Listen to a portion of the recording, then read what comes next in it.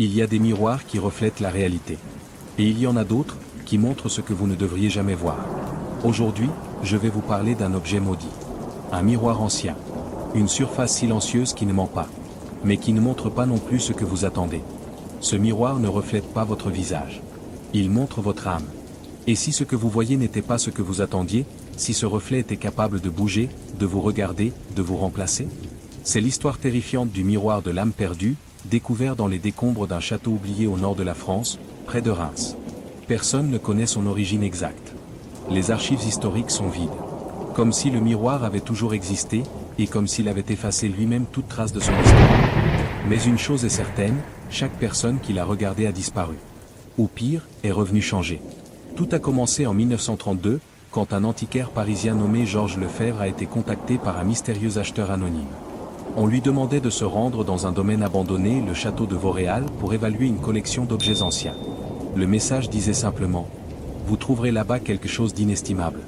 Quelque chose que personne ne peut posséder. » Georges accepta sans hésiter. C'était une opportunité trop rare. Il partit seul, avec sa valise de cuir et une lampe torche.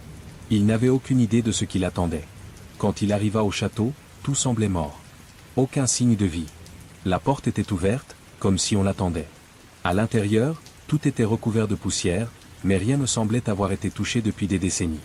Il visita plusieurs pièces, cherchant les objets mentionnés, jusqu'à ce qu'il entre dans une chambre fermée à clé. La porte s'ouvrit facilement, malgré les gonds rouillés. À l'intérieur, une seule chose trônait sur un piédestal de marbre noir, un grand miroir ovale, encadré de fer forgé tordu, orné de symboles inconnus. Le verre semblait trouble, comme s'il n'était pas vraiment fait de verre.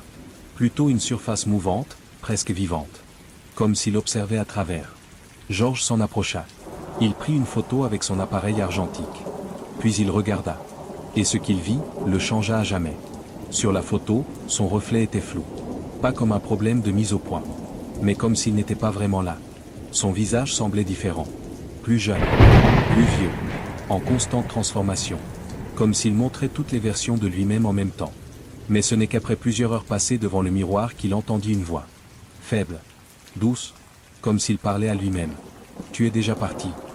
Il courut hors de la pièce, pris de panique. Il essaya de sortir du château, mais les portes semblaient s'être refermées toutes seules. Il passa la nuit enfermé dans une autre pièce, tremblant, criant, racontant dans son journal ce qu'il avait vu. Le lendemain matin, il fut retrouvé assis sur le sol, fixant un coin vide de la pièce. Ses yeux étaient ouverts, mais vides. Sa main tenait encore le stylo avec lequel il avait écrit ces dernières lignes. Je ne suis plus moi. Elle me regarde. Elle me prend. Elle est moi. Depuis ce jour, le miroir a changé de main. Toujours anonymement. Toujours accompagné de lettres étranges. Et chaque personne qui l'a acheté, a fini par disparaître. Ou pire, elle est revenue. Mais plus personne ne la reconnaissait. Un homme nommé Paul Delorme l'a trouvé dans une vente aux enchères en 1967. Il l'a ramené chez lui, à Lyon. 3 jours plus tard, sa femme a appelé la police. Elle jurait que son mari ne dormait plus, qu'il parlait seul, qu'il riait de choses invisibles. Et surtout, qu'il ne se regardait jamais dans le miroir. Puis, un soir, il a disparu. Sans laisser de traces. Seule sa valise avait été vidée. Et sur la table du salon, il avait laissé un mot. Elle m'a choisi. Maintenant, elle cherche quelqu'un d'autre. La dernière personne connue à avoir possédé le miroir est une artiste nommée Clara Duval. En 2004, elle l'a utilisé dans une exposition intitulée Reflets interdits. Des centaines de personnes sont venues voir l'œuvre. Mais celles qui ont regardé le miroir trop longtemps, ont dit avoir vu leur propre visage changer. Bouger. Sourire quand elle ne le faisait pas. Clara a quitté Paris peu après. Personne ne l'a revue. Son studio a été vendu, puis démoli. Mais le miroir, il a été retrouvé il y a quelques mois, dans un conteneur abandonné à Marseille. Vide. Attendant la prochaine personne. Des experts ont tenté de l'analyser. Des scientifiques l'ont étudié. Personne n'a réussi à expliquer comment il fonctionne. Certains affirment qu'il est lié à une dimension parallèle où nos doubles existent. D'autres croient qu'il s'agit d'une relique occulte utilisée lors de rituels oubliés, capable de capturer l'âme humaine. Et certains murmurent qu'il n'appartient même pas à notre monde, qu'il a été créé par quelque chose qui nous observe depuis l'autre côté. Ce qui est sûr, c'est que chaque fois qu'il réapparaît, quelqu'un le trouve. Et chaque fois, la personne qui le découvre finit par disparaître, ou par devenir quelqu'un d'autre. Certains témoins affirment avoir vu leur reflet bouger légèrement en retard par rapport à leur mouvement. D'autres jurent avoir vu leur propre image sourire alors qu'ils ne le faisaient pas.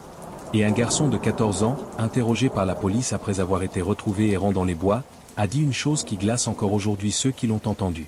Il m'a regardé. Et il savait que j'étais là. Peut-être est-ce juste une légende urbaine. Peut-être est-ce une manipulation psychologique extrême. Ou peut-être, c'est bien plus que ça. Peut-être que le miroir est une sorte de portail, un lien entre ce que nous sommes et ce que nous aurions pu être. Alors maintenant, je vous pose la question. Est-ce que vous seriez prêt à regarder dans ce miroir? Juste une fois. Pour voir ce qu'il vous cache. Pour découvrir ce que vous ne devriez jamais savoir. Si cette histoire vous a marqué, si vous sentez encore un frisson dans votre dos, alors faites-moi une promesse. Appuyez sur la cloche, abonnez-vous à la chaîne, et laissez-moi savoir en commentaire si vous oseriez affronter le miroir de l'âme perdue. Parce que si vous ne le faites pas, quelqu'un d'autre le fera. Et ce miroir, il vous regarde peut-être déjà.